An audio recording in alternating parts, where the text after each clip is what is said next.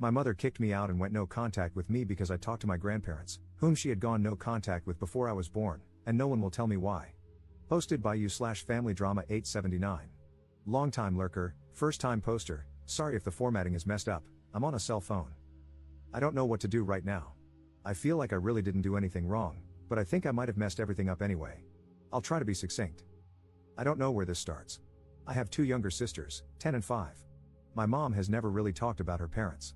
When I first signed up for Facebook, one of the conditions was that I had to let her block them, and my uncle, and make my profile private, just for real-life friends. I think I remember us changing phone numbers when I was about 7 or 8 because bad people know it. I know they sent letters and cards on Christmas and our birthdays, but she always threw them away immediately.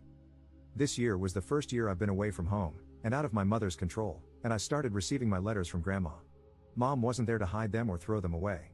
I opened them, and I don't know what I expected, but they were just gentle well wishes, vague because she doesn't really know me, a little rambling about her garden, and $50. That was it. No fire and brimstone, no insults. It was just Grandma E. The Christmas one was the same, but with $100. I kind of wonder if there was money in all the cards my mother threw away. I don't know.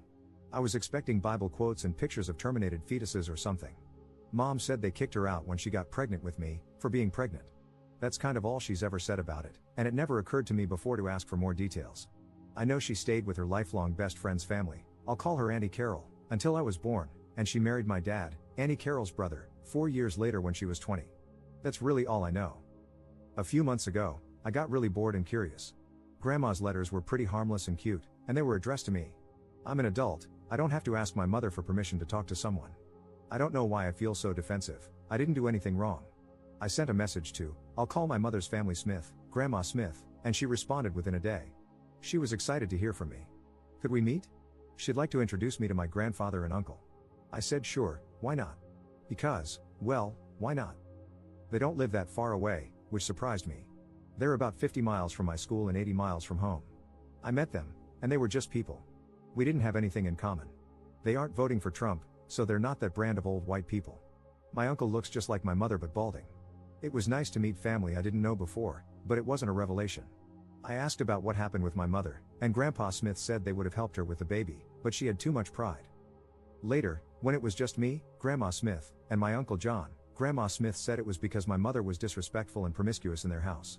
Uncle John said they kicked her out, but both Grandma and Grandpa said she ran away to be with my dad. That was when I started feeling weird about the whole thing. I asked again in front of all of them, and then they all agreed that she ran away. I didn't want to start a fight or anything, so I left it at that. I went back to school and promised to keep in touch. Which brings us to now. I was home for spring break, and I brought up this whole situation today with my mother because, at this point, I just want answers about why we never talked to these perfectly normal people all my life and what really happened between them. And my very calm, very intelligent mother completely flipped her crap. She started yelling, "Why would you do that? What do you mean you were in their house?" My youngest sister started crying because of all the shouting, and my dad took them upstairs. My mom calmed down a bit and started trying to make me promise never to talk to them again. I wouldn't, because she still won't say what happened, if anything. She said that I had to go, and if I wouldn't cut all contact with them, then I'd never talk to her or my sisters again. I stood my ground because I'm not going to excommunicate someone without knowing why. She said that I needed to leave, now. So I left, and that's that. I'm back at school. My dad won't answer the phone, and I'm blocked on my mother's Facebook. I called Auntie Carol, and I barely got 2 words out before she said, "Why would you do that?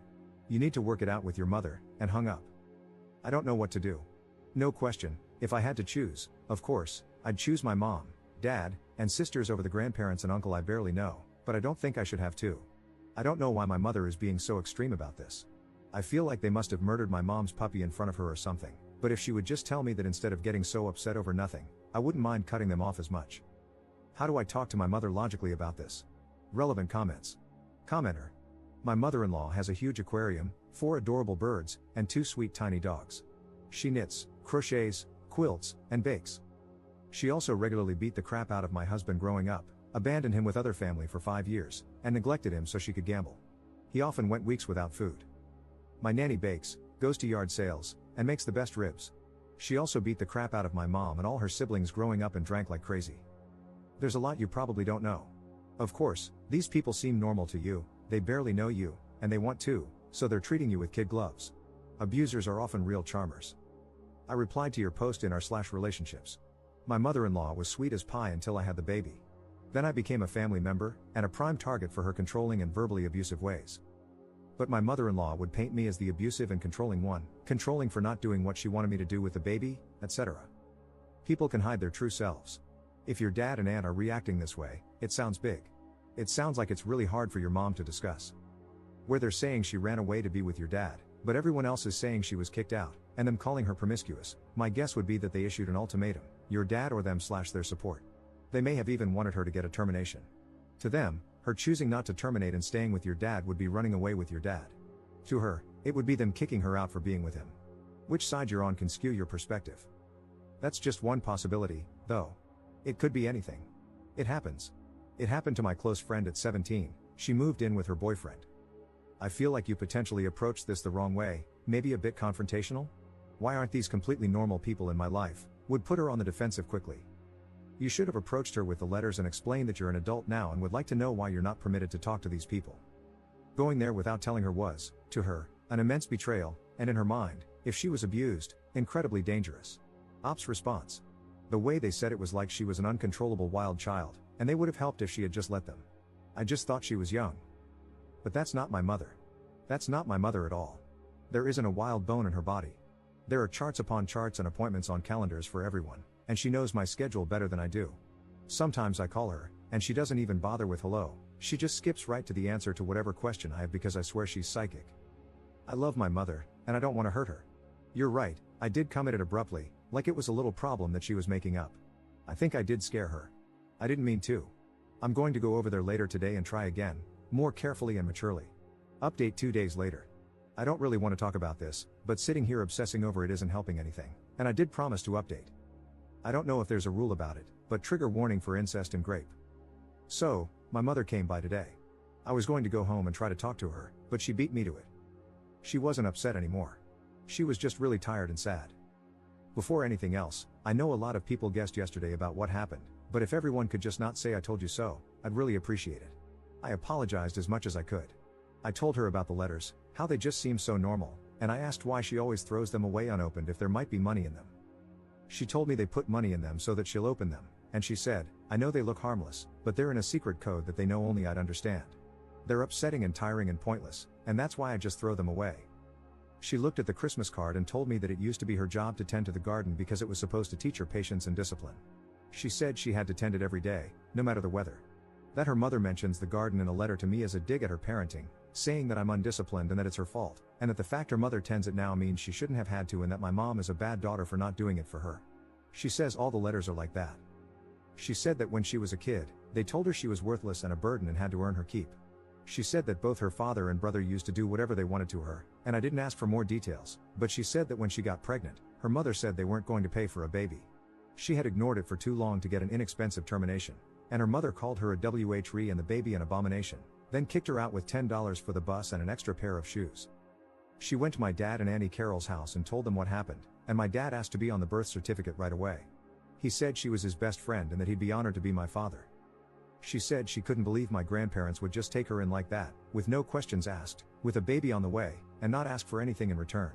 She said she'd planned to off herself but couldn't do it anymore because it might have made my dad's family sad. She said her family always told her she was worthless and stupid, and she decided to devote her life to proving them wrong. She says that good people do exist in the world, but if you want there to be more of them, then you have to be one too. She says she's always loved me, but she never knew what to say. So, that's what happened with my mom and her family. I wanted to know.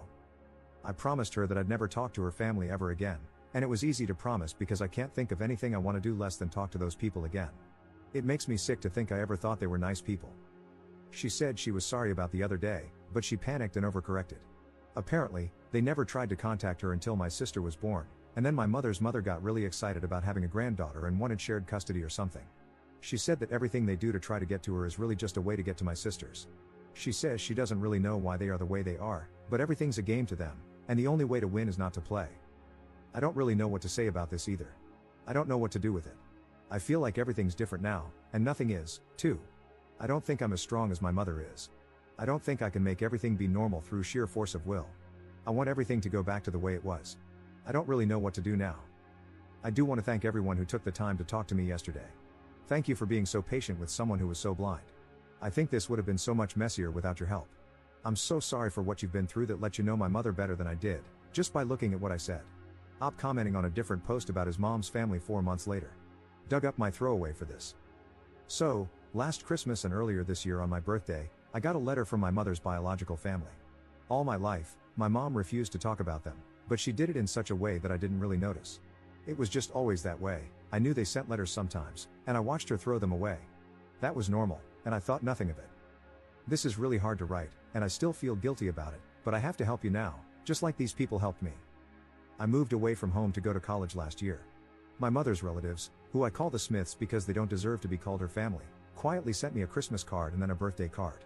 Each had a bit of money and vague but cheery holiday/birthday greetings. No one had told them I'd moved out, which school I was going to, or what dorm room I was in. I don't know how they knew my birthday. I didn't think about any of that then. Hell, this is hard. This was never a 5-alarm situation in my house growing up. My mother never said they were dead, she just calmly made sure that none of us had any contact with them. I don't know what I thought had happened, I just never questioned it before. I'm stalling. Long story short, I got curious and contacted the Smiths, my mother's father, mother, and brother. I went to their house, the same house my mother grew up in. In my memory now, they are ominous and shadowed, with long clawed fingers and creepy glowing eyes, but I know that, really, when I went there, I thought they were so normal. And, this is funny, I got this sense of righteous superiority over my mother because I could just tell that they were ordinary people she had condemned for some petty reason. They were into sci-fi books, gardening, and telling mildly confusing stories about my mother. Oh, doesn't that just crack me up now? I visited their place and then went back to school like I hadn't cheerily walked out of the monster's den. I didn't know then that they had let me go. I didn't know then that they were using me as bait. I didn't know then that they were playing a game, and it wasn't me they were after. So I went home for spring break a couple of weeks later and, just like they'd planned, dropped a bomb on my poor mother. I did it in the middle of dinner because I am tactful and thoughtful like that. My mother, who is the calmest, most put-together person you'll ever meet, started hyperventilating and talking in this high-pitched screech. We scared my little sisters, and my mother begged me, on a loop, like she couldn't do anything else until I agreed, not to go there ever again. I, of course, was steady in my knowledge that my 2 letters and 1 3-hour visit definitely trumped her 16 years of being their daughter/sister. And they'd seem so normal to me. They had a garden, after all. When I wouldn't agree never to see them again, my mother told me I had to go and not ever come back. I left and went back to school feeling wronged, very confused, and with a deep, sinking something in the pit of my stomach that I couldn't identify and tried to ignore because I was so sure I was right. I made a post here a few hours later, mostly because I wanted anonymous, impartial people on the internet to agree with me that my mother had gone way the hell overboard. Some people did think she had, but wiser folks started picking holes in everyone's stories.